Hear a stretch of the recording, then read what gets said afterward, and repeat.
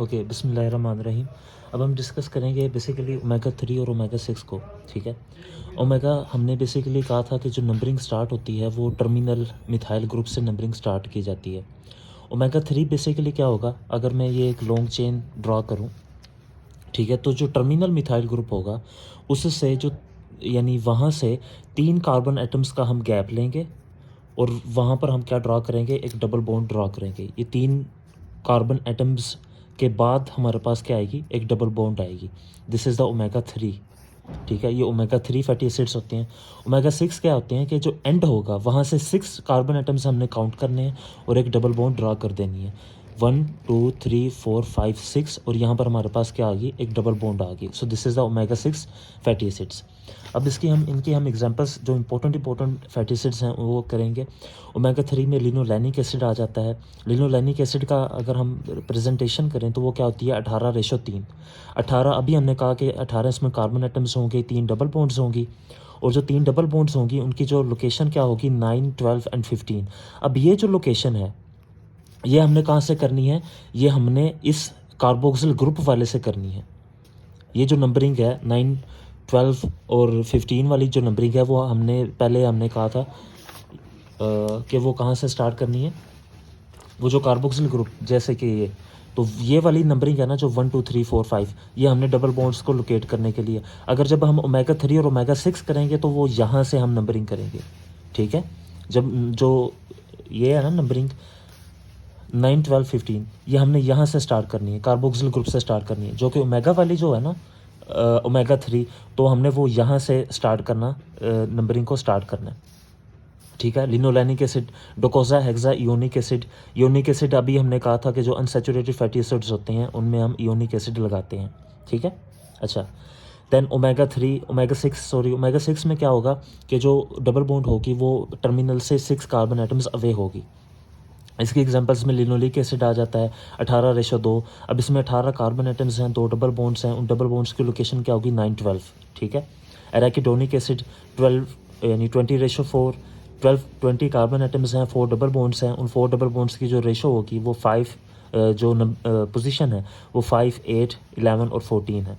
ठीक है, और ये नंबरिंग कहाँ से है, ये नंबरिंग कार्बोक्सिल ग्रुप से है। ठीक है, और ओमेगा 6 क्यों कह रहे हैं, क्योंकि जो पहली डबल बॉन्ड होगी वो टर्मिनल एंड से जो पहली डबल बॉन्ड होगी वो 6 कार्बन एटम्स अवे होगी, इसलिए इसको ओमेगा 6 कह रहे हैं। तो ये इन दोनों में कंफ्यूज ना होना।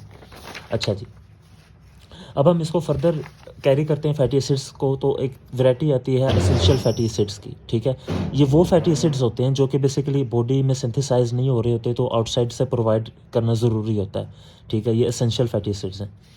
अब उसकी एग्जांपल्स में लिनोलिक एसिड आ जाता है, लिनोलेनिक एसिड आ जाता है एंड एराकिडोनिक एसिड आ जाता है। अगेन हमने 18:2, 18:3, 20:4 ये हम बात कर चुके हैं ऑलरेडी। जो इसमें लिनोलेनिक एसिड है वो बेसिकली क्या है, ओमेगा 3 है, बाकी दोनों ओमेगा 6 हमारे पास हैं। अच्छा, अब रीज़न क्या है, क्योंकि बॉडी में हमारे पास ऐसे एंजाइम्स नहीं हैं जो कि डबल बॉन्ड सिंथेसाइज कर सकें बियॉन्ड 9 एंड 10 कार्बन एटम्स। इससे आगे डबल बॉन्ड सिंथेसाइज करने के लिए हमारे पास एंजाइम्स बॉडी में नहीं होते। अब देखें ना, अब यहाँ पर डबल बॉन्ड्स की जब हमने पोजीशन लोकेट की तो वो 9 12 आ रही थी, 9 12 15 आ रही थी।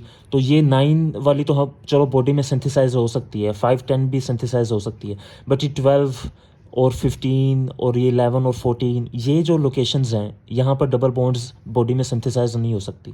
तो इसलिए ये एसेंशियल फैटी एसिड्स हैं, ये आउटसाइड से हमें प्रोवाइड करने पड़ेंगे। अगर इनकी डेफिशिएंसी हो जाए तो वो फ्रैनोडर्मा हो जाता है, ये टोड स्किन। इसमें बेसिकली होता ये है कि स्किन स्केली सी हो जाती है। ठीक है, जैसे फ़िश के वो स्केल्स नहीं होते स्किन पर, इसी तरह से ह्यूमन की स्किन पर हो जाते हैं, जैसे टोड स्किन कहा जाता है। अब आइसोमेरिज्म भी है फैटी एसिड्स में। ठीक है, 2 वैरायटीज़ होती हैं, सिस और ट्रांस। ये आपको बचपन से इसका कॉन्सेप्ट है कि जो सिस है वो डबल बॉन्ड के अराउंड जो ग्रुप्स हैं उनकी पोजीशन सेम होती है। फॉर एग्जांपल ये सी ग्रुप है, ये भी सी ग्रुप है, तो ये सिस हो जाएगा। ट्रांस में क्या होगा कि डबल बॉन्ड के अराउंड उसकी ऑपोजिट होगी, ये सी एक इधर और ये सी इधर आ गया। अब इन दोनों का कंपैरिजन क्या है कि ये जो सिस हैं ये बेंडिंग प्रोवाइड करते हैं। जो हमारे पास फैटी एसिड्स में सिस फॉर्म होगी वहाँ पर बेंडिंग होगी, और इसकी एग्जांपल हम देते हैं ओलिक एसिड। ठीक है, जो कि वी शेप्ड होता है। उस बेंडिंग की वजह से वो वी शेप आ जाता है, ठीक है। फॉर एग्जांपल यार ये एक स्ट्रेट चेन थी, ठीक है, जब इसमें डबल बॉन्ड आएगी, ठीक है, और सिस फॉर्म होगी तो वो क्या हो जाएगी, उसमें किंक हो जाएगा, किंक की वजह से वो बेंडिंग हो जाएगी, ठीक है। ये सिस फॉर्म में बेंडिंग होती है, ये ओलिक एसिड होता है वी शेप्ड, ठीक है, ओलिक एसिड। ओके, ट्रांसफॉर्म क्या होती है, ये मोर कॉमन होती है, मोस्टली जो फैटी एसिड्स होते हैं वो सिस फॉर्म होते हैं, जबकि ट्रांसफॉर्म क्या होती है, मोर स्टेबल होती है, ठीक है, वो ज़्यादा स्टेबल होती है, और ये इसके इंडस्ट्री यूजेस होते हैं, बट ये डेट्रीमेंटल टू ह्यूमन हेल्थ है, ये इंसान के लिए इतनी बेनिफिशियल नहीं है, डेट्रीमेंटल है, नुकसानदेह है। अब properties of try acyl glycerols, पहले तो हमें डिफाइन करना होगा कि ट्राई एसिल ग्लिसरॉल्स होते हैं क्या हैं। As the name shows triacylglycerol, ठीक है, जो ग्लिसरॉल होता है, ठीक है, वो बेसिकली उसमें 3 अल्कोहल ग्रुप शुगर है ये, ठीक है। इसके साथ हमारे पास क्या करेंगे, 3 फैटी एसिड्स अटैच्ड हो जाएंगे, इस कार्बन एटम के साथ भी एक, इस कार्बन एटम्स के साथ भी एक, ठीक है। तो ये हमारे पास क्या बन जाएगा, ट्राई एसिल ग्लिसरॉल बन जाएगा। ये बेसिक स्ट्रक्चर है फैटी एसिड्स का, स्ट्रक्चरल यूनिट है। अभी हम इसको आगे भी डिस्कस करेंगे डिटेल से। तो इसकी प्रॉपर्टीज़ जो मेजर से हाइड्रोलिसिस का मतलब क्या है, ब्रेक डाउन, ठीक है। और इसको ब्रेक डाउन कौन करेगा, लाइपेजेस जो एंजाइम होते हैं। ये कहाँ पर होगी, ये स्टमक में होगी। इसका पर्पस क्या है, डाइजेशन करना, डाइजेस्ट करके इसको अब्जॉर्ब करवाना। स्पनिफिकेशन बड़ा इंपॉर्टेंट है, ये सोप इंडस्ट्री में हम यूज़ करते हैं। इसमें बेसिकली होता क्या है कि जो ट्राई एसिल ग्लिसरॉल होती है ना, उसको हम रिएक्ट करवा देते हैं किसके साथ, किसी भी अल्कली के साथ। फॉर एग्जांपल हम NaOH ले लेते हैं, ठीक है, सोडियम हाइड्रोक्साइड। ये 3 मॉलिक्यूल हैं, ये इसका साथ रिएक्ट करेंगे। ये जो 3 मॉलिक्यूल है ना, ये इन 3 फैटी एसिड्स को क्या कर लेंगे, NaOH के 3 मॉलिक्यूल इन 3 फैटी एसिड्स को सेपरेट कर लेंगे और शुगर बना देंगे, और सोप बना देंगे, ठीक है। इसका बेसिक पर्पस क्या होगा, सोप बनाना। अब ये सोप कैसे बनेगी, बेसिकली ये सोप कुछ इस तरह से हमारे पास ये Na, ठीक है, जो फैटी एसिड के एंड पे H होगा वो Na रिप्लेस कर देगा, ये हमारे पास सोप बन जाएगी। इसे हम सपोनिफिकेशन कहते हैं। बड़ा सिंपल सा था पॉइंट। सपोनिफिकेशन के बाद रेंसिडिटी में क्या होता है कि ब्रेक डाउन होता है बेसिकली फैटी एसिड्स का। ये 2 तरह की होती है, ऑक्सीडेटिव एंड हाइड्रोलिटिक। ऑक्सीडेटिव में हमारे पास ऑक्सीडेशन होगी और उसका ब्रेक डाउन हो जाएगा, हाइड्रोलिटिक में हाइड्रोलिसिस होगी और उसका ब्रेक डाउन हो जाएगा। यानी रेंसिडिटी में हमने ब्रेक डाउन करना है ट्राई एसिल ग्लिसरॉल्स का, और इससे क्या हो जाएगी, स्मेल प्रोड्यूस होती है ऑफ कोर्स, लिपिड्स की जब ब्रेक डाउन होना स्टार्ट हो जाए। इसको हम जो रेंसिडिटी है, इसको ऑक्सीडेटिव रेंसिडिटी को हम स्टॉप भी कर सकते हैं एंटीऑक्सीडेंट्स के थ्रू। किसके थ्रू, एंटीऑक्सीडेंट्स के थ्रू। एंटीऑक्सीडेंट्स में हमारे पास मोस्ट इंपॉर्टेंटली विटामिन ई, ठीक है, and C and beta carotenes या विटामिन ए, ये क्या होते हैं अभी हम डिस्कस करेंगे। फिलहाल आपने याद रख लेना, ये इंपॉर्टेंट एंटीऑक्सीडेंट्स हैं जो कि रेंसिडिटी को क्या करेंगे, स्टॉप करेंगे। लिपिड पर ऑक्सीडेशन, इसको हम अलग से डिस्कस करेंगे। लिपिड पर ऑक्सीडेशन में होता ये है कि जो फॉस्फोलिपिड मॉलिक्यूल्स होते हैं या लिपिड्स होती हैं, उनके फ्री रेडिकल्स प्रोड्यूस होते हैं और मेम्ब्रेन्स डिस्ट्रॉय हो जाती हैं, ठीक है। ये कैंसर में यूज़ होता है। एजिंग, जैसे इंसान की उम्र बढ़ती चली जाती है तो लिपिड्स के पर ऑक्सीडेशन होना शुरू हो जाती है, जो मेम्ब्रेन्स हैं वो डिस्ट्रॉय होना शुरू हो जाती हैं। अब इसके हमारे पास चंद एक टेस्ट हैं कि आपने क्वालिटी चेक करनी है लिपिड्स की, तो उसके लिए कौन कौन से टेस्ट होंगे। सो सबसे पहले आयोडीन नंबर। आयोडीन नंबर का फार्मूला बड़ा सिंपल सा है कि आपने क्या करना है, 100 ग्राम ऑफ फैट, ठीक है, जितनी आयोडीन एब्जॉर्ब करेगी वो हमारे पास क्या होगी, आयोडीन नंबर होगा।